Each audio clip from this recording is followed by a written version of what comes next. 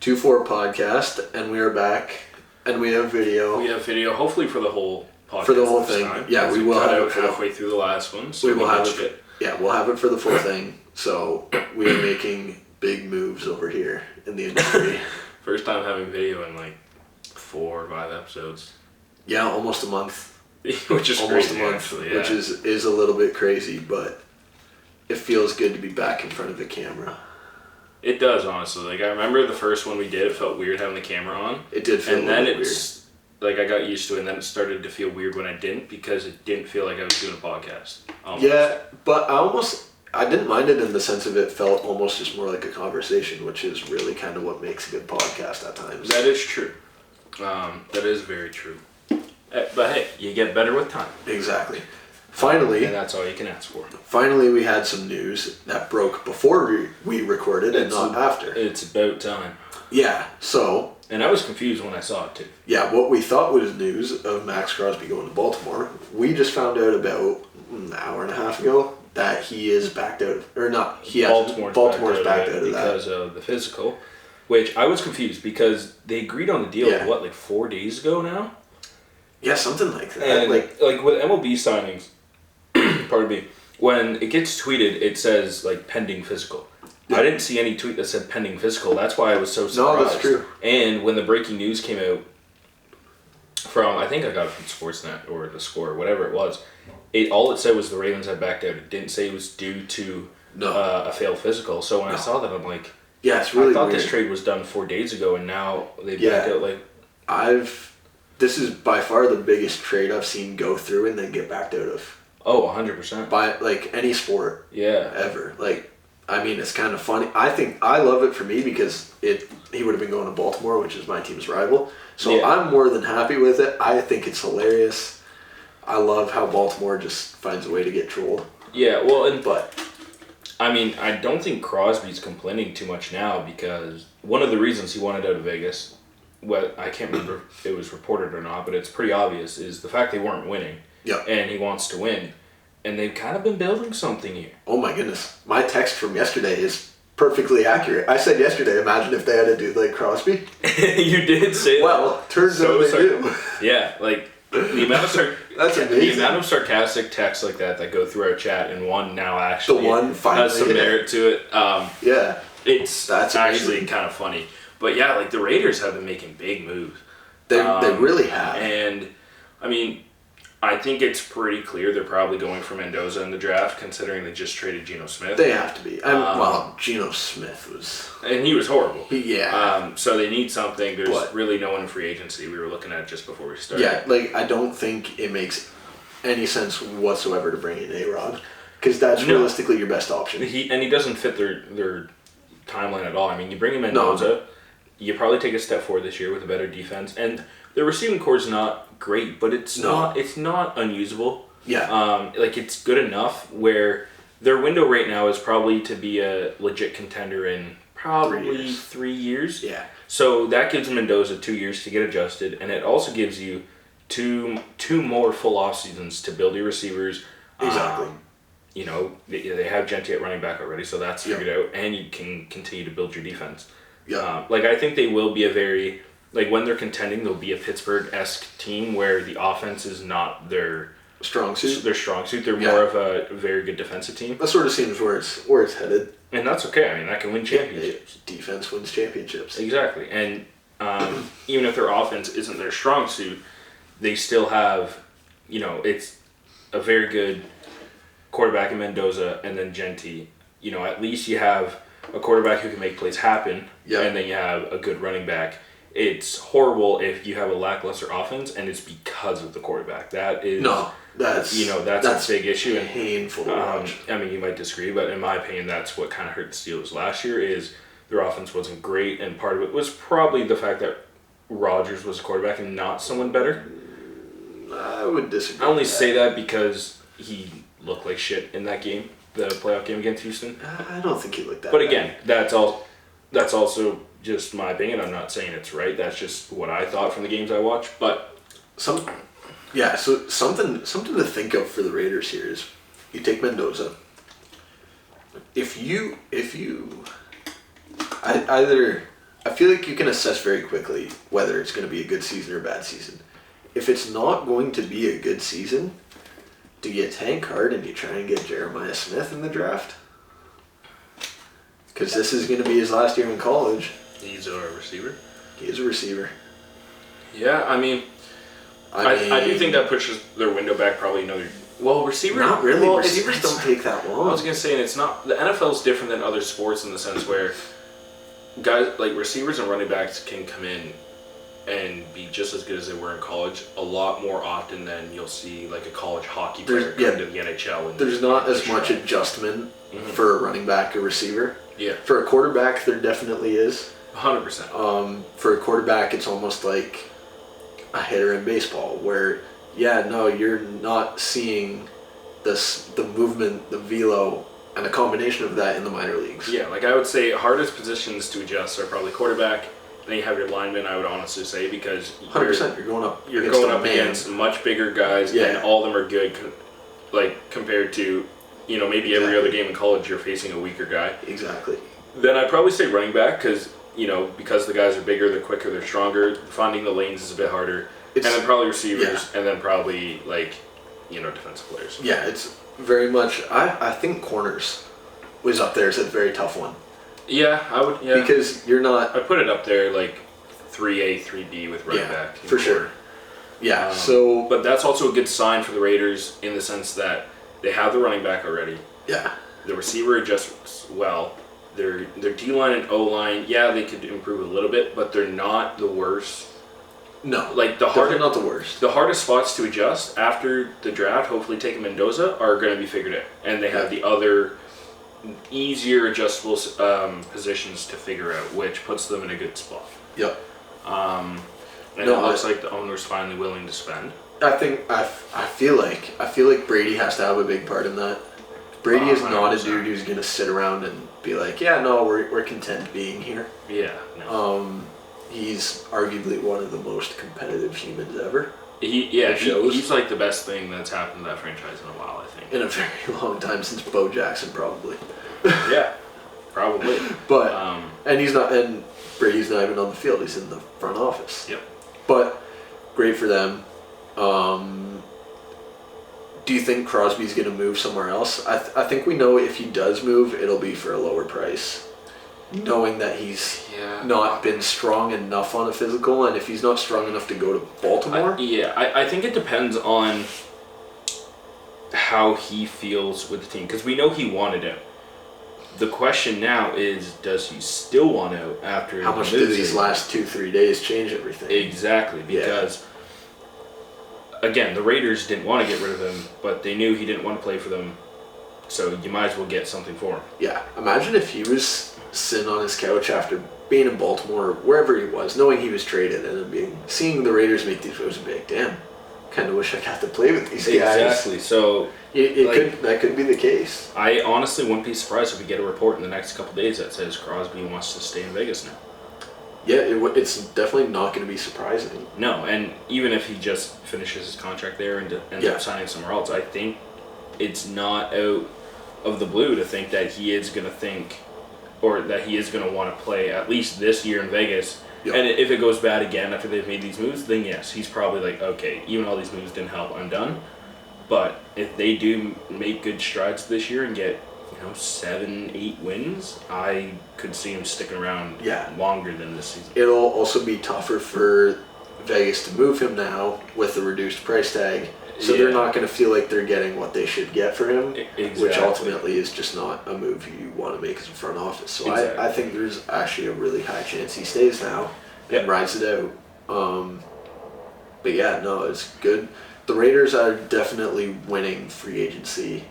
And as of right now, the offseason as of right now. Yeah. I saw a video yesterday, which the name wasn't anything Pittsburgh affiliated, but I'm assuming it was some sort of Pittsburgh affiliated saying Pittsburgh's winning it. They are not. They're having a good offseason. They're not winning the offseason. I mean, the Pittman move is huge. It's great, because he himself is a very good wide receiver. I mean, he was the wide receiver 1 on what was a good team until they lost their quarterback. Yeah. And even if he's not going to be the one in Pittsburgh, But, I mean, we saw last year, DK was only so effective because he was really the only threat on the receiving end of the ball for the most part. Now, you have him, and you have Pittman, who's going to take some focus off him, and even if they're still putting all the focus in DK, now you have a legit receiver in Pittman who is available. A legit wide receiver, too, who can, get open and can be a wide receiver 1. Exactly. And even then, if you think of how much more focus is put on those two guys, that opens up Freiermuth, that opens up Darnell Washington, that opens up a slightly underrated guy who's nothing unreal, but who's speedy in Calvin Austin. Yeah, he's fast. He's solid. Yeah, so the options are there. As of right now, the biggest problem is who's going to be throwing the football for them. Yeah. I would guess it's going to be Will Howard. I think it has to be. I mean, we were talking about it right before we started. Yeah. There's no options in free agency that make sense to bring in when you can just start developing Will Howard playing the games. Yeah, you have to, I think, because you can't keep bringing in veteran quarterbacks and let him, be on the bench when you're not. For 1 year, it's good, but for more than 1 year, it's really not doing you anything. No, you're only stunting his. He has absolutely zero trade value. That and. Even last year, he wasn't even the backup. He was the third string. Yeah. So he didn't. I don't think he had any game action. No, so he didn't. You have to get these guys game action before you can fully rely on them. And I was saying before we started, if that means that he plays this year, and he has a okay year, and they maybe don't make the playoffs, it's fine. Not the end of the world because now he's adjusted. Now he can make adjustments in the offseason to get better. And then the next year, you still got Metcalf, you still got Pittman, you still got Dowdle. I think you'd still have your other running back. Warren. Warren. Yeah. And then Howard's going into his second year, right? You still have the whole team with some experience of Will Howard. So, A, the team is comfortable with him as the quarterback, and B, he's comfortable with the system, with the team, with the league. Realistically, if Pittsburgh doesn't start him this year, then... I'm really confused. Then... I don't know if he ever is a starter in Pittsburgh. Or not necessarily start him, but give him a chance to win the starting spot. Exactly. Don't bring in a veteran that is obviously because they're a veteran, they're going to start. Don't bring in a Russell Wilson. Don't bring in an Aaron Rodgers. If anything, bring in we were talking about a Zach Wilson or a Trey Lance who he likely can outplay in preseason to earn the starting spot, and it's a viable backup option if he struggles. Yeah, exactly. And they're still young, so it's not like it's a 36-year-old who can't throw the ball anymore. Yeah, to pivot into another move, they picked up Rico Dowdle, which is a good move to counteract losing Kenny Gainwell. Yeah, I think he's younger too. I believe so, yeah. Which is good for multiple reasons. A, I think Gainwell had a little bit of a career season in the sense where I would be surprised. Yeah. Oh, Gainwell's younger. But he put up the best year of his career, so the odds of him doing that again, probably not super high. I think there's a higher ceiling for Dowdle. Yeah. So you now have two good running back options, which I think is something Pittsburgh always wants to have. But then another thing that just popped into my head is I wonder if boosting your overall skill positions on offense by getting Pittman, if that is a move that shows they're going to start Howard to boost him and give him more talent to work around. I was actually just going to follow up with that as well. Is that they're in the perfect situation to get him adjusted. Exactly. You've got two very good running backs. You've got very good. Two very solid running backs. You have a very good tandem. Exactly. You have a good tandem where it's very unlikely that both of them are going to be having bad games at the same time, so you can flip-flop. Yep. And then you've got two solid wide receivers. You've got, I think honestly Darnell Washington should be used more. In the game we went to, there wasn't much going for Pittsburgh, but the one thing was Darnell Washington was trucking guys when he had the ball. Little do you know, Steelers fans have been saying they should use their tight ends more for years. Yep. And it's been a problem. And I do think the one thing that sucks with losing Gainwell is he's a very good receiving back. Yeah, he is. So now getting Dowdle, you don't have the receiving back that you have, so I wouldn't be surprised if one of Warren or Dowdle are, trained very hard on the receiving so that they still have that one that's really good on the receiving end. Warren's not bad on it. He's not a receiving back, but he's decent on that side of the ball. Yeah. It just gives you that option where you can run both of them in the backfield. Yeah. One of them, you can do a little play action. Then you have one for the check down that can get you 6, 7, 8 yards. Yeah. 7, 6, 8 yards. Yeah, but bringing in, as many options as possible, solid options as possible is the best thing you can do for a young, what should be a young quarterback starting in his first season. Along with what's still a good defense, which quickly touch on the fact that they picked up, I can't even remember his name, something. Jalen Dean or something like that? Yeah, they picked up a corner free agent from Tampa. I really am blanking on his name right now. It's not that I don't know it. But he will make a good tandem. Jamel Dean. He will make a good tandem with Joey Porter. Cam Hayward also got re-signed. Yep. So the defense is still very much there. So a lot of this season I feel like will come down to the quarterback play. But if it goes bad, it's not the end of the world. It's not expected to go well. I think another thing to kind of boost the talk of Will Howard, you have a new head coach.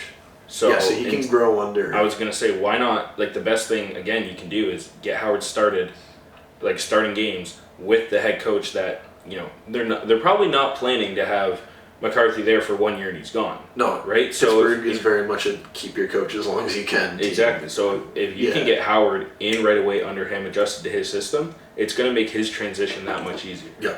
And the best thing, too, is he worked under Aaron Rodgers all last season, which is arguably currently the best mind in football. 100%, yeah. So there's him sitting last year was probably the best thing he could have done. Yeah, I think he still should have been the backup instead of the third string, but oh my god, it's 5-0 to Italy. Oh, Jack Caglione. Oh, let's go.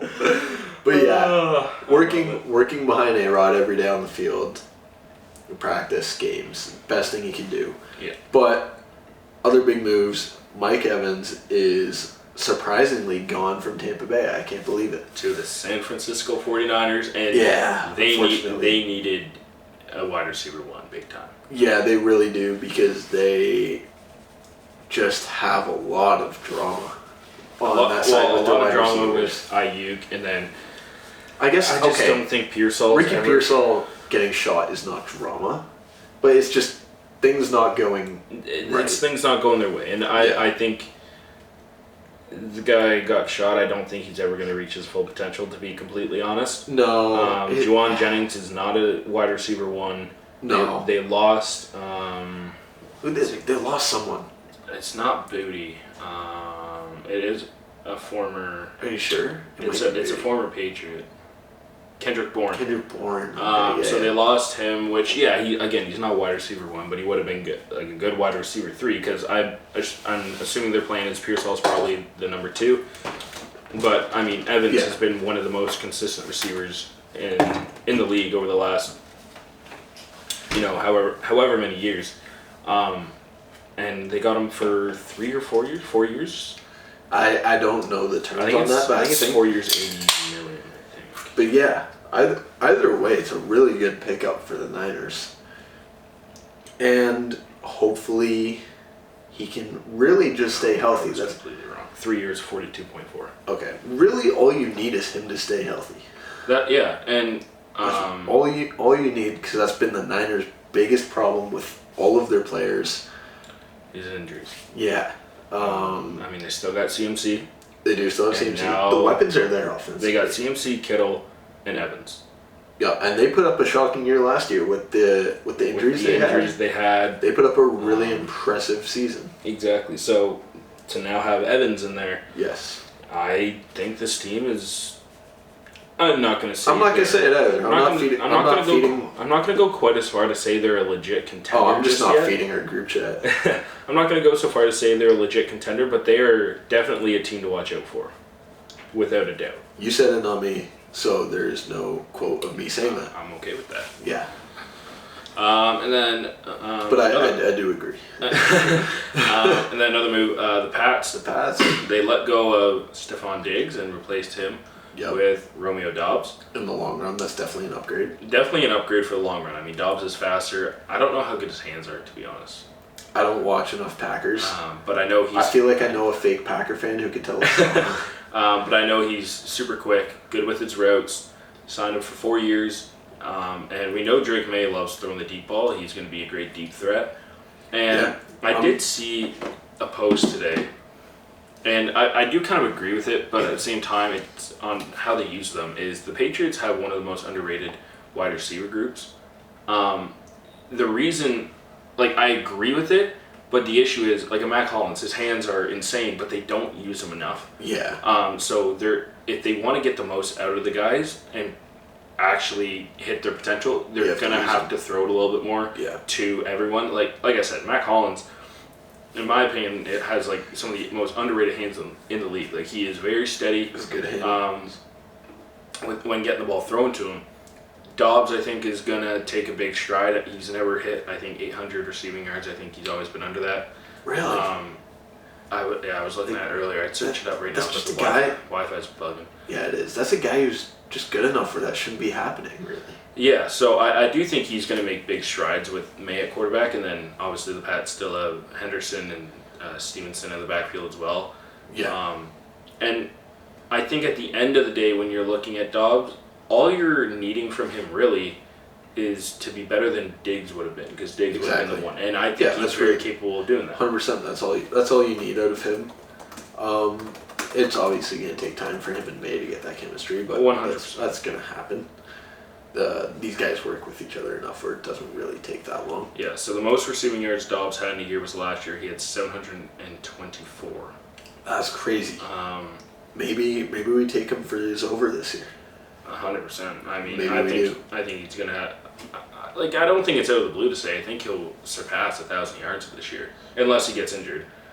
Only because that might be a little bit bold, but I think it's doable. It's bold, but the reason I think it is because he's coming in, he's clearly the wide receiver one. Yeah, that's so true. May's going to hit him a lot. Like I said, he is going to be the deep threat as well. Right, so if he even catches 3 deep balls, I mean, that's going to really help just boost his yardage.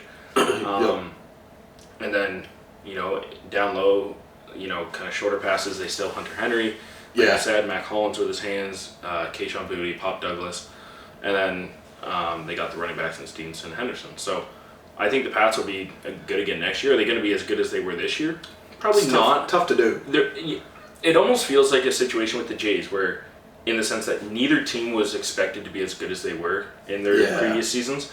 And you can see them being as good, but you can also see slight regression. Tough, Like with the Jays, you're expecting certain guys to get better, certain guys to get worse. You don't know how everything's going to go. And obviously baseball is much longer and more room for error than football, but both teams are just similar in the sense where they kind of went on Cinderella runs when it wasn't expected, and now the expectations are going to be raised. I wonder, is it like that every time one of your teams or like my teams or whoever's teams like go on? Does it always just feel like it's just not going to be the same ever again? Oh, 100%. Like I don't know. Even as a Leaf fan, they made the playoffs the last 9 straight years. Now that they're not going to make it this year, I'm wondering if it's if it's going to be 5 years before we see them in the playoffs. Yeah, I only think that because of the Jays going to the World Series. First time they've ever made it that far in my lifetime. I think that's it feels like it's never going to happen again. Yeah, I think that's the other big thing is with Toronto. We've only ever seen it once in our lifetime. So it's not like it's something that happens. That makes it feel more rare. Exactly. With the Patriots, yes, they've been my team since 2013, but I haven't, or around that time, but I haven't actually paid attention closely to football until the last 2-3 years. So those didn't feel as special to me. This one felt more special. Hey, my team's in it. This is exciting. And now I actually feel that feeling of, man, when is the next time we're going to get back? And obviously we're moving into our window now compared to last year. We weren't even. Yeah, last year wasn't necessarily your window. No, exactly. So if anything, we're moving into our window, which is, a good sign that we got into the Super Bowl without even being in our window technically. But still, you get that feeling with your teams of are we ever going to get back here? Especially, it's so much worse with the Jays too than anything else because of how long the season is and how injuries can derail your season and how hard baseball is as a whole. You never know who's going to take a step forward, who's going to take a step back. So we're expecting a big year from Vladdy, but. It's also very possible that maintain. Exactly. Now, He looks great at the World Baseball Classic. We will get into that in a bit. We will get into that. Oh. But, right, like, even, like, the expectations are so high for him that... It's just not easy to Not live at all. up to. And people want to say, oh, he's going to hit 330 with 50 home runs. Dude, those, like, it is so rare to do what Judge did last year and do that. Yep. Like, if you're a Jays fan, your expectations for Vladdy should be 310, 35, 40 home runs, and over 100 RBIs. And that's it. Don't worry about anything else, because everything else, like, all the other stats will play if that's what he's doing. Yeah. I mean, the thing is here is that we follow, well, maybe not you, I guess, but I follow the two sports that are the most different when it comes to scheduling and seasons. Yeah. Baseball is the longest, 162. Football is the shortest. Those are the two leagues, I guess, my teams that I follow the closest. Yeah. So, it's like, I see a Jays lose, yeah, it's not that deep. But it's like you win 5 in a row, you can still suck. You win 5 in a row in football, you're probably pretty damn good. Exactly. So it's crazy how much difference it makes. Exactly. And then, yeah, I got a team in football, a team in baseball, and then I'm diehard Jays and Leafs, and then Pat's like, yeah, they're my team, like, I cheer for them, but I wouldn't call myself a diehard. So I've got a team that plays the longest season. I've got a team in the middle like the Leafs who play right in the middle, like 82 games. They're bumped into 84 next year for some reason. And then football at 16 games. So I have to adjust how I feel about wins and losses season by season by season. That's like you said, like with the Jays, like if we go to a regular season game and they win, we're happy, but we're not crazy. They lose, we're like, whatever. If they lose, we're like, oh, well, I wish they won because I was here, but oh, well, it's fine. You see me after a Steelers loss in person, and I'm not someone to talk to. I can confirm he's not. Yeah, no, I know I'm not. But then it's like... I take those games seriously because I know how much each individual game means. Exactly. And I think it's so much different for football. Mainly because of the distance we go to watch those games. That as well, yeah. B, because of the money. Which I don't care about because I know when I go to a sporting event, there's a 50% chance my team wins, 50% chance they lose. Yeah. I understand that. It's just frustrating when they don't win. Not because I paid money to watch them, just because I'm there, I want to see them win. Exactly. So, and like when it comes to baseball and hockey, you want them to win, obviously. But the other thing with baseball and hockey is you can build and ride momentum. It's so much harder to do that in football when you have a week between every single game, unless you're playing Sunday and then Thursday night football. And even still, man, you're still not carrying momentum. With baseball, it's like you get on a 4-game heater. Yeah, you're like, okay, you're rolling. Like, you're rolling. Like we know it as baseball players. Like when even though our games aren't back to back to back, like we have days off.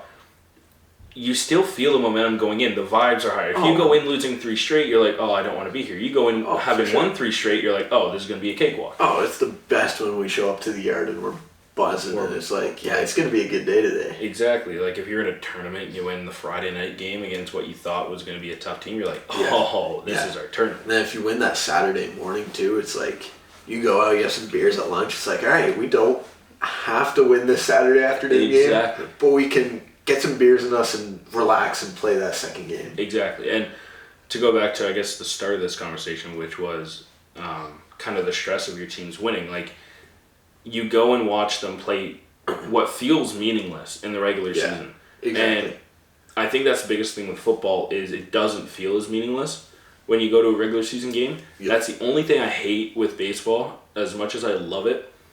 It's such a long season that I can be sitting down watching a game on the couch and I'll be like, fifth inning, kind of boring. You know, I'm going to turn this off. They play tomorrow. Yeah, and then I'll watch 5 innings and do the same thing again. At least with hockey, it's kind of that perfect middle where you don't care a ton about every single game. But each game matters enough. But they play spread out enough that when they are playing, you want to watch it because they might not be playing tomorrow. That's a good point. Yeah. That's my only kind of gripe, if you will, against baseball is truthfully, it's not enjoyable to try and watch every game. It's truly not. No, it's just not. Yeah, it's just not really possible.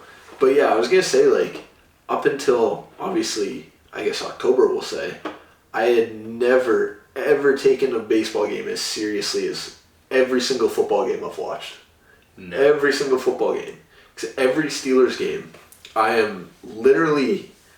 I prefer to be, if possible, in my basement alone, like not talking to anyone. I'm texting my one buddy who I text every single game. That is it. Yeah. I'm not the biggest fan of watching Steelers games with other people. I will do it, but like since it's so important, I want to be as dialed in as possible. Yeah. And you know what? Apologies to my parents because sometimes when the Steelers play a late game, I do wake them up. Yeah, but you know what? I don't regret it. It is what it is. But like that's the thing with. I think that's the beauty of NHL and MLB playoffs. As much as it sucks that every regular season game feels like it doesn't mean a lot, it just makes the playoff games feel that much more important because you waited so long. Like with the Leafs, it's frustrating in the sense that you had hope throughout most of the year. Now the year's almost over, you're going to have to wait an off season and then go through all of next year to see if they're finally going to make the playoffs. Same with baseball. But the beauty in that is you get more hyped up for every playoff game. Like, you're so dialed in. Like with the Blue Jays playoffs, I'm going over to hang out with the girlfriend and she's like, do you want to watch our show? I'm like, Jays are playing tonight. We're not watching a show. We are watching the Jays game. You went to her house during playoffs?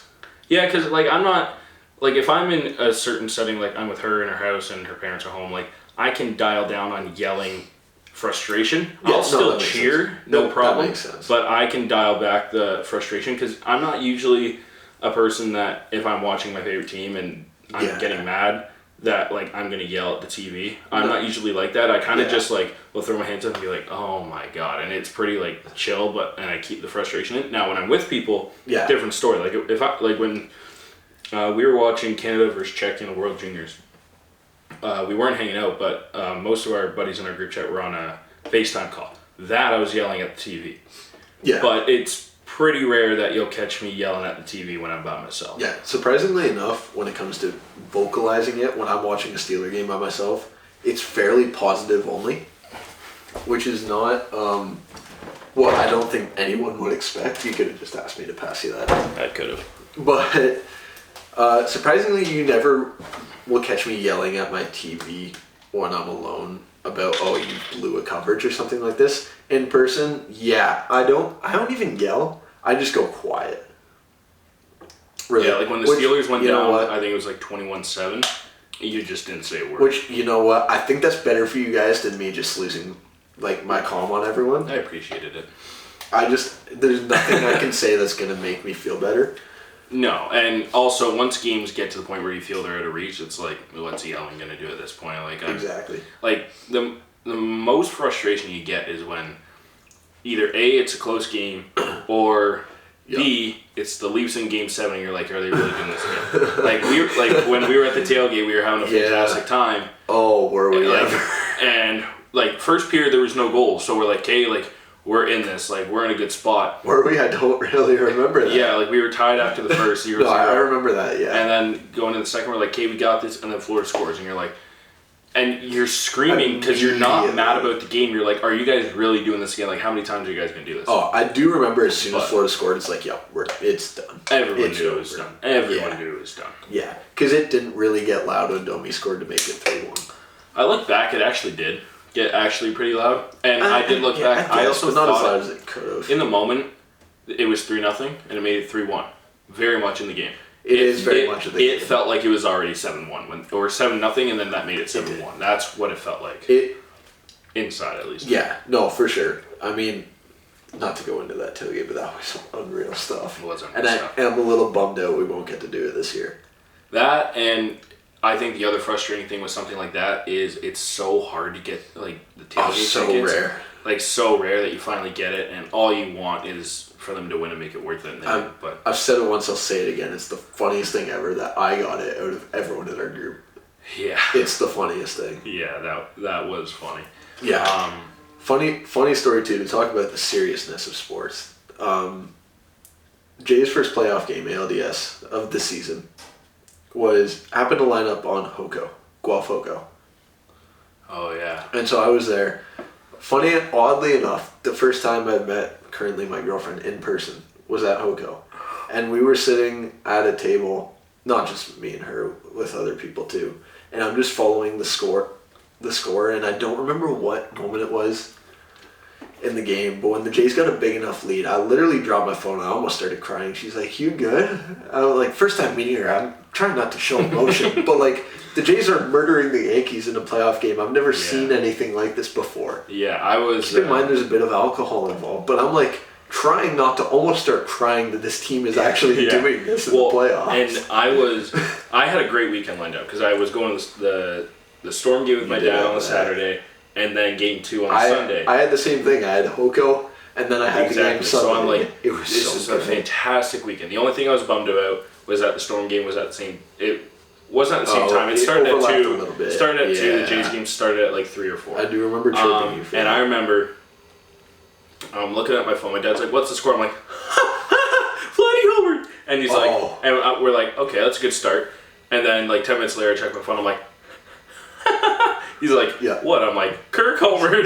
And then second intermission, we're up. I guess they actually did probably start around the same time because it was the 6th inning or whatever that Gosman got in that really deep jam. Yeah. So there were TVs on the concourses. Everyone was crowded around watching it, and players were coming back on the ice. Judges at the plate, I'm like, I'm not leaving. I gotta watch this. No, I made sure I wore my Jays game to that game. There were actually a bunch of people wearing Jays stuff. Jays jersey? Yeah, there was a bunch of people wearing Jays stuff at that game. And we're watching it, and the game's just started. All you hear is this big cheer going throughout the stadium because Gosman got out of it. Varley got out of it. They got out of it, yeah. And there was a huge roar, and it's like, this is so awesome that, like, it's so nice seeing, and I said it throughout something you've seen before. I also said it throughout the run.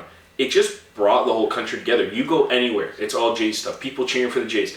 Every single sporting event place. If the Jays game was going on, like we were at something, maybe I think it was a Leafs game or something. I can't remember what, but I was with Ian. I was with Ian. It was the Mammoth game. No, I was with Ian because it was the game against the Rangers.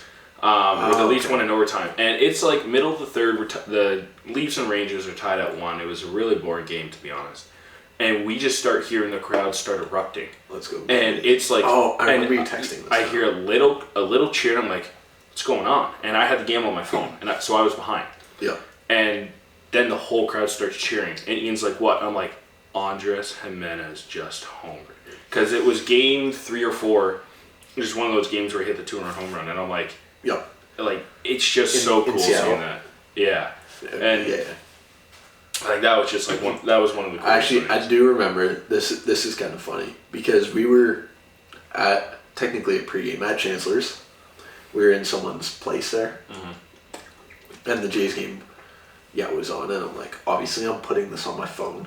I don't care what you guys are over here doing, playing Pong or whatever. I am sitting at the kitchen island and I'm watching this Jays game on my phone. Yeah. Vladdy homered, I dropped my phone and I yelled way too loudly. Bob like, yeah! And Seb looks over at me, he's like, dude, what happened? I'm like, Vladdy homered. He's like, let's go! And then Kirk homered, and I was losing my mind. Yeah.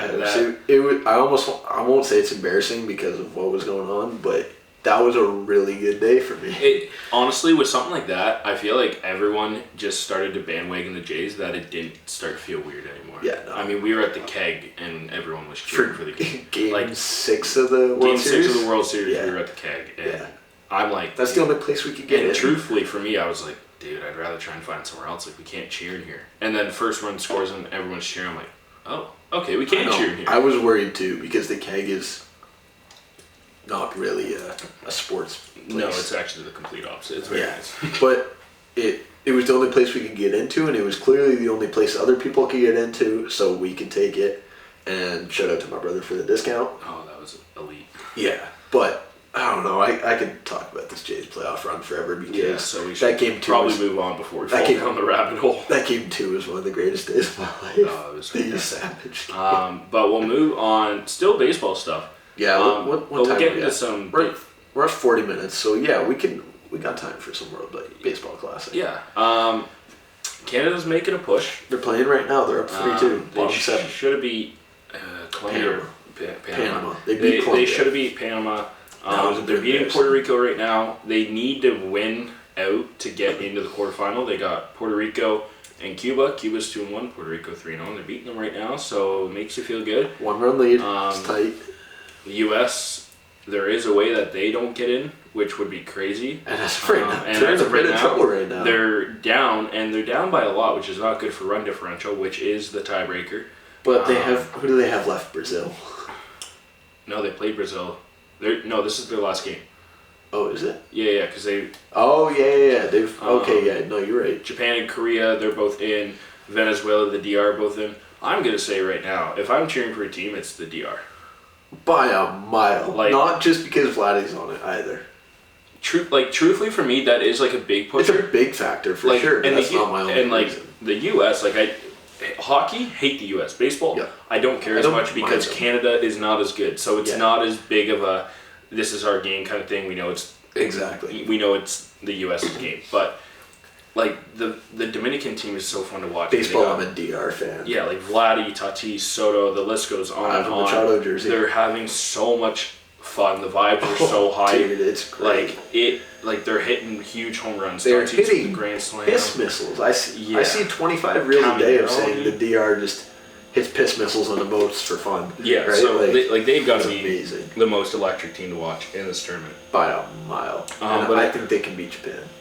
Oh, they definitely can. Japan States. has not actually looked that good, to be completely honest with you. The team that they were the last time. Yeah.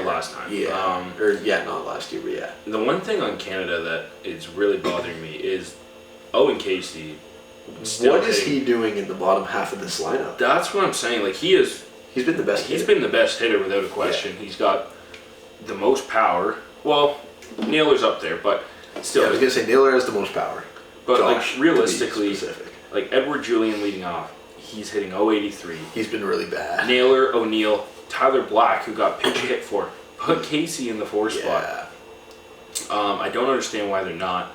I don't know why. But there is a path here for Canada. I mean, like I said, there is. They're up 3-2 on Puerto Rico right now, who is the 3-0 team now. Puerto Rico is through, so Canada's going to have to get through over Cuba, which, like I said, they play them tomorrow at 3 p.m. Eastern time. So my thing though is Cuba's 2-1. Yeah. If Canada and Cuba both are 2-1, does Canada not just have record over them? But then they play each other. So they're both 2-1. If Canada beats Cuba, if Canada loses today, they're 1-2. Cuba's 2-1. They play tomorrow. Canada wins. They're both 2-2. Yeah. So they don't have to win out. I think Cuba. Canada then has head-to-head over Cuba. I don't know if it's head-to-head. I'm pretty sure it's run differential. There's no head-to-head at all? I don't think so. I think it's strictly run differential. Well, Canada has a good run differential. Yeah. I wonder if it's on here. Okay, so right now... They won 8-2. Yeah, so they have it on Cuba right now. So if they were to lose this game, ideally you lose by 1. And then there's still a +5, whereas Cuba's +2. And then they beat Cuba. Lose by more than 3 or more. Well, no, then at that point they'd have to win. Because you can't go 1-3. Oh, yeah. No, that's right. So then at that point, all they would have to do is win, because obviously there's no way they can win and the run differential get worse. So Canada is actually in a decent spot to have a chance to get through. But if they finish second, they play the States. Yeah, which is not ideal. The issue with Canada, the lineup isn't great, but it can keep up. It's the pitching I just don't think is good enough. It's not bad. It can keep up, but when you're going against a juggernaut in the U.S., I mean... Can we steal the... It's because they left me off the roster. Can we steal the kid from Brazil that's 17 years old and pumped 100? That was sick. That was cool stuff. Yeah, the guy's nasty. Can we steal him? Yeah, I wish. Can we... Carney, get him citizenship. He gives everyone citizenship. That's what I'm saying. It can't be that hard. Yeah. But... that's kind of funny. But yeah, no, that dude was sick. Yeah. And unfortunately, Brazil just sucks. Oh, they're atrocious. But, I mean, they were never expected to be good. So no, it's probably a good thing Bo didn't play for them, because it would have just been a waste of 4 games on his body. Look, yeah. Yeah. A dude who really can't afford to be putting more games on his body. I do want to point out, the Italians are actually being kind of sneaky. They're 2-0. If they win this game, they're up 5-0. If it holds 5-0, they'll have a run differential of +21 at 25 runs scored, 4 runs allowed. both Italy and Mexico runs allowed is combined lower than the Americans.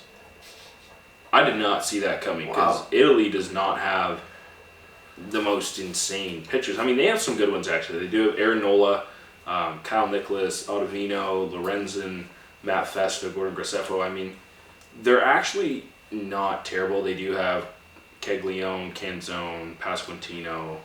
I will say I was not expecting that USA Mexico game to be that close yesterday. I wasn't totally, but at the same time, like Mexico's good. Offensively, they're not bad. I mean, they got Kirk, Aranda, Nick Gonzalez, Rowdy Delez, Joey Ortiz. They got Duran, Alec Thomas, Randy Rosarena. Did you see the handshake thing with the Rosarena and Raleigh?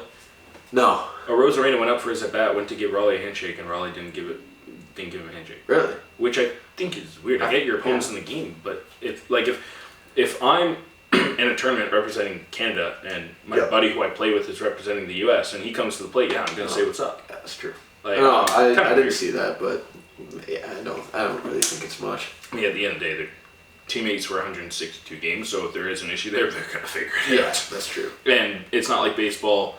Yeah, baseball's a team game, but it's not to the point where if you and a teammate are arguing, it's not like it's going to impact you. Like, it's not like they have to pass you the ball or something like they do in hockey where you can avoid it. Yeah. What I'm going to do here is I'm going to put myself on pause. I'm going to go take a piss, and I'm going to let you cover me for the next That's fine. I'll 25 cover, seconds. I can cover you. I will turn my mic off, too. Yeah, that's probably a good thing to do. But while you were gone taking a piss, I guess I'll kind of go over the playoff round. So just to confirm before you go, Pool A plays Pool B and then Pool C plays Pool D, correct? Sick. Yeah, I mean, Canada does line up with the U.S. It's not a great situation for Canada, but there is that upset potential, which would just be hilarious. I'm saying this loud so you can hear it. It would be hilarious if the U.S. beat us in hockey and then we beat them in baseball. That would be greater for us, to be honest. He said that would be greater for us, to be honest, and I completely agree. Like that you know what? That just made me want that much more. So now I'm so much more invested than I was about 30 seconds ago. And I couldn't care less if the road ends for Canada after beating the U.S. and they lose their next game. That's perfectly okay. Beating the U.S. would be hilarious because when it comes to hockey, countries are very close. When it comes to baseball, the U.S. is miles better. It would just be so funny if we beat them. But like I gotta say, like Japan 4-0, I don't think they're the best team in the tournament. I think they're probably third best, to be completely honest. I'd probably put the Dominican Republic at number 1, US 2, Japan 3, and I mean Italy's kind of pushing for that 3 as well. I mean they've been kind of nasty. So let's get a check on the scores really quick. See if they've changed at all. Canada and Puerto Rico 3-2 Canada in top of the 8th, and Italy and the U.S. 5-0 Italy in the bottom of the 5th. So, I mean, like we said before, Canada is in a very good spot as long as they can just hold on to this lead and then beat Cuba. I mean, yeah, and I believe they should be favorites versus Cuba. Not the betting odds determine the game. But although Cuba's starting pitcher, Levon Moinello is... Jose Barrios. Oh. Levon Moinello, he's kind of nasty. Jose Barrios is Puerto Rican.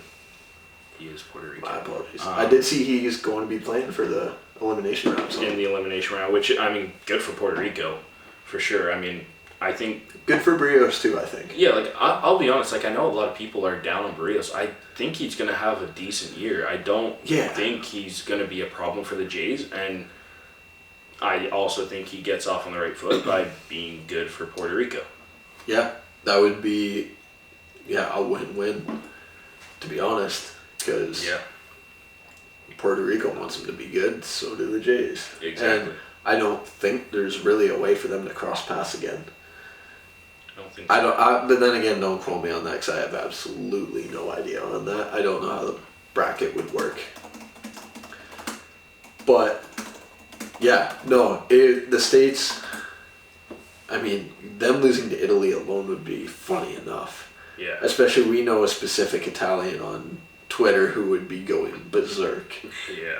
which would, you know what? I would love to see the States lose. Yeah. So yeah, it'd be Pool A winner versus the Pool A runner up, and then okay. So yeah, Pool A would play Pool B, and then Pool C plays Pool D. So okay.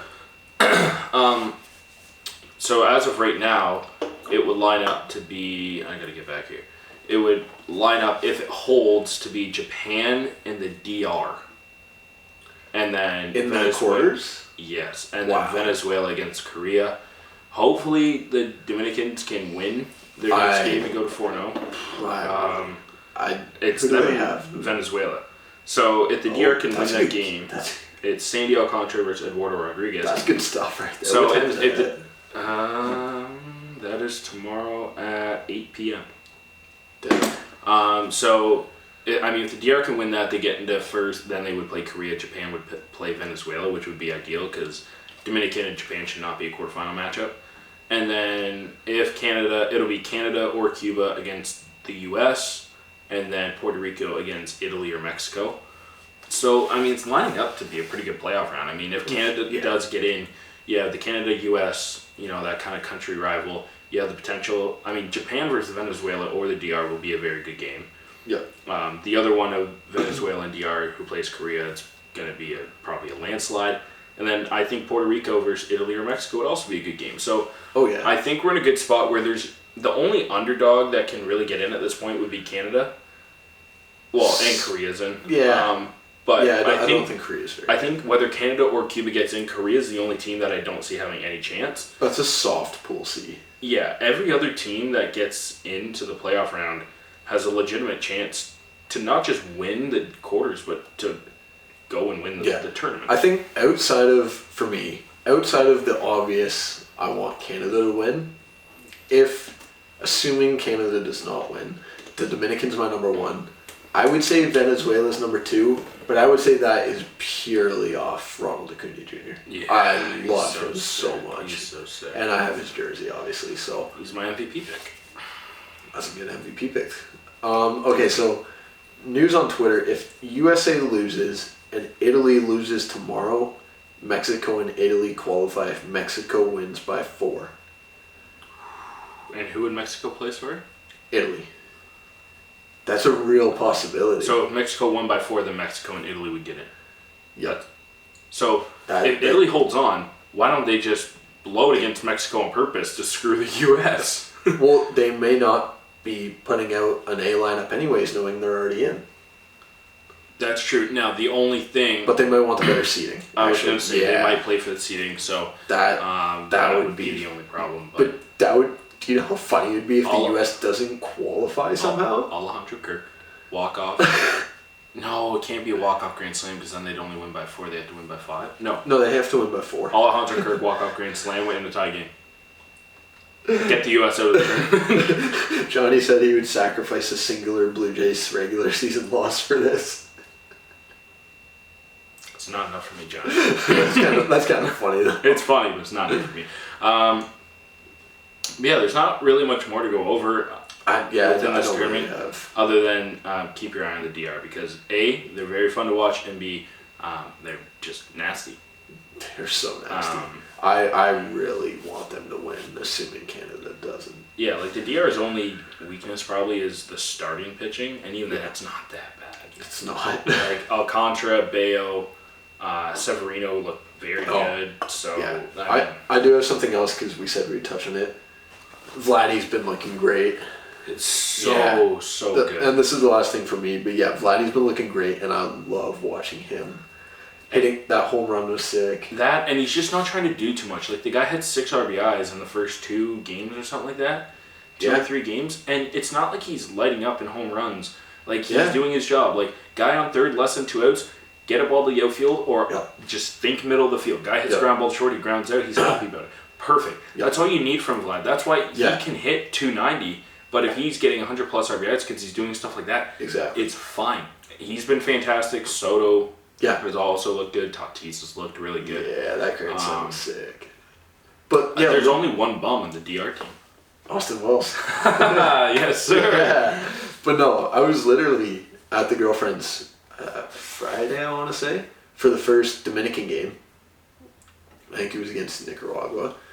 And yeah, Vladdy comes up and I'm like, I'm putting this on real quick. I want to see Vladdy's at bat. Yeah. Ground ball, RBI, he's happy about it. I'm like, you know what? It's not a hit, but that's an RBI. Let's go, Vladdy. Exactly. And yeah, watching him just piece singles, do what he can to get guys in. Yeah.